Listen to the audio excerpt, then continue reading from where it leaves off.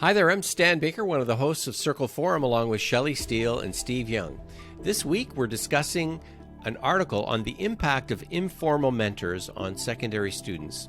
The article is called How Informal Mentoring by Teachers, Counselors, and Coaches Supports Students' Long-Run Academic Success.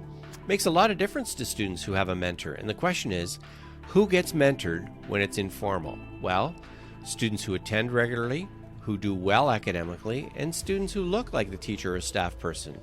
Now, since the majority of teachers are white and female, that leaves out a lot of students. So we talk about intentional mentoring. It doesn't take a lot to do things like spend time, to be a role model, or even to offer practical help. We share two stories about the difference a trusted, caring adult or mentor made in the life of a student. Be sure to visit our website, www.restorative.ca, for more stories and videos about restorative practices as the how-to of building relationships. So let's join the conversation already going on with Shelley, Steve, and me, Stan.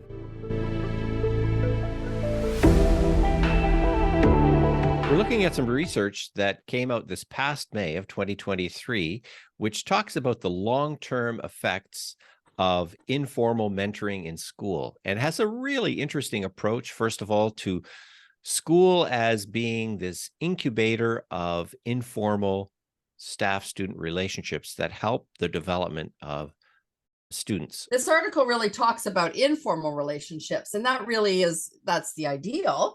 But what we've been sharing and teaching people is this 2x10 model, where we're being intentional about developing relationships, and it's for the same ends. But sometimes the informal relationships don't always get established with the students that probably need it the most. We tend to form relationships or connections where people are most like us, or that we find interesting. As you mentioned, Shelley, we tend to develop relationships with people that are like us. They pulled out the stats on the percentage of teachers in the U.S. who are white, who are female, and of course, who are they going to gravitate to? They're going to gravitate to people who like them. So the people that are missing out on some of these informal relationships tend to be the ones that really need the help most. That's lower socioeconomic status, BIPOC children. This is what I've already known my whole life, is that we develop these informal relationships because of we're the adults in these kids' lives with the students in our classroom. And that I've always thought that if we have good, positive relationships with the kids in our class and some of their parents and whatnot, that will have an effect on A, how those kids do academically, and B, how they behave and all those other pieces. But it just confirmed what I already knew. It's interesting they talked about they had the percentages as well, but most of them being teachers or assistants and some coaches.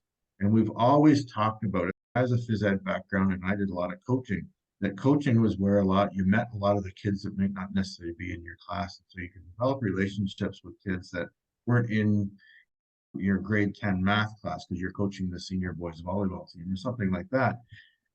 But the relationship between a coach and the students on their team is a little bit different than perhaps the teacher in the classroom with students in their classroom.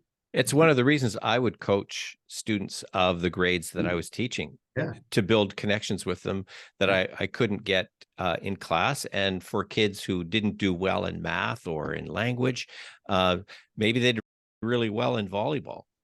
And so let's build the connections there, or soccer. And I'm not a super athlete, but I went into coaching just for the relationship part of it. And I thought it was interesting too, the behaviors that they describe here. It's not like huge things. It's spending time with people. It's being just a role model. It's offering practical help. These are not big things. These are things that we do every single day.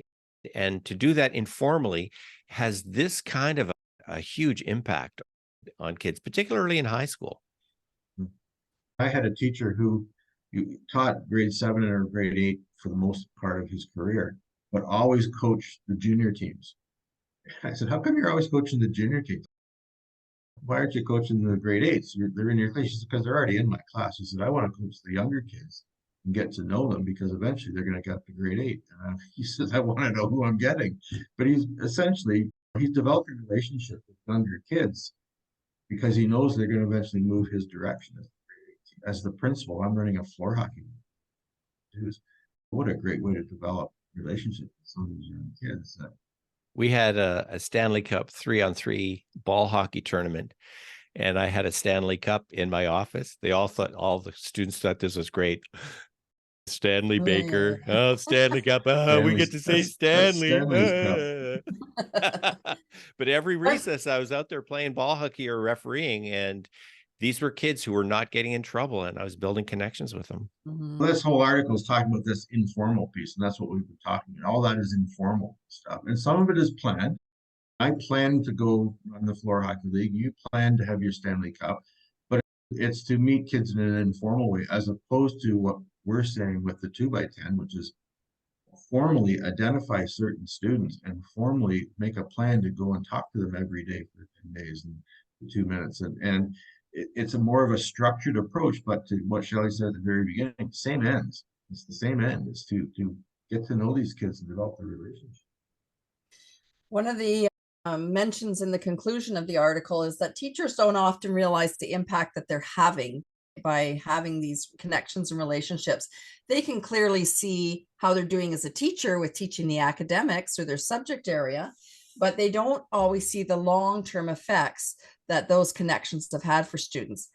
As we know, that could be years down the road, and sometimes you run into them and you get the opportunity to hear that. But to not underestimate, and that's what teachers often do, is underestimate the power of that connection they're having with students. I have a short story, if I could share it. It's not my story, but it was a teacher who was a special education head and a department head. And so she was often interacting with students.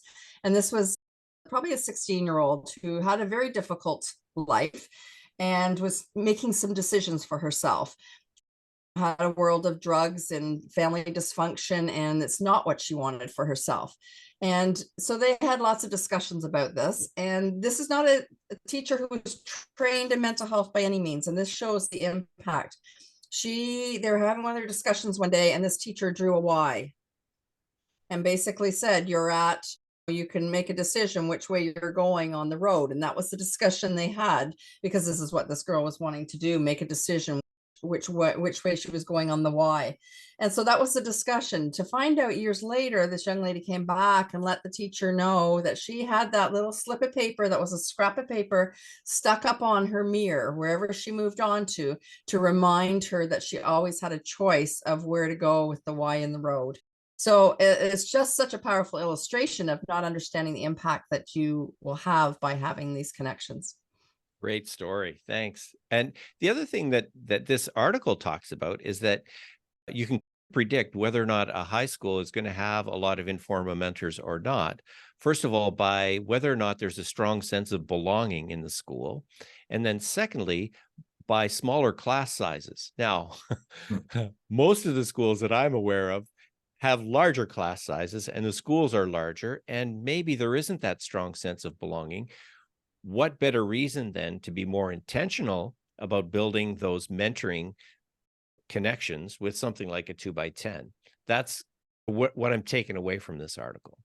Again, a secondary student in my office when I was the child and youth counselor and this was a kid who was on nobody's radar with any concerns or issues, but she said to me, I feel like I'm a ghost at school. And that's exactly what we get, these larger schools, larger classes. She said, I don't even know if the teacher knows my name. And although she wouldn't be on anybody's radar to watch, she's the kind of kid that would drift away and would just stop attending school. As we get larger, that's why we have to become more intentional about connections to make sure that everybody does feel that they belong. Yeah, just in that piece about larger schools and larger classrooms, as much as we tried to reduce classroom size, the schools are a lot bigger than they were. And I think that plays the biggest role. The idea of being part of a school, cheering for the home team and whatnot. There's high schools that have 2,000 and 3,000 and 4,000 kids in a high school. And how does the kid feel part of that? How do they feel part of that school if they don't happen to be on the football or the basketball? I coached volleyball many years ago at a high school that had 3,500 students. We had open tryouts for the girls volleyball team. We had over 400 girls show up. So the whole first week was, how do we get this 400 down to a manageable number? But for kids just didn't feel part of that building. Most of the staff didn't even feel part of it. They didn't know each other. There's I forget how many hundreds of teachers that were in this building, and they just never met each other. They never knew each other. And in the phys ed department, there was 14 teachers just in the phys ed department. So, as we built bigger schools, because economies of scale say, hey, it makes more sense, our money goes further. A school of 600 is better. They've also done studies to find that the optimum elementary school size is 300, and the optimum secondary size is 1,000 or less. And yet most of our schools, at least the board I was in, our average size was probably 500 or 600 elementary, and our high schools were all around 2,000. So although we understand the effect that it has, we're not willing to pay the price to have those smaller schools.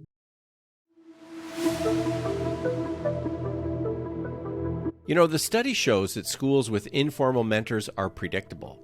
There's already a strong sense of belonging, and there are smaller class sizes. So if the benefits of mentors are not happening informally in your school or district, maybe it's time to be more intentional. Look at the students who are at risk of absenteeism and use a 2x10, 2 minutes times 10 days to build a connection. Be sure to visit our website, www.restorative.ca, for more ideas and suggestions for restorative practices that can help build those intentional and informal mentors. Every person in school has the opportunity to mentor a student. Let's make it intentional and see what a difference we can make in the lives of individual students who will benefit from connecting with a trusted, caring adult.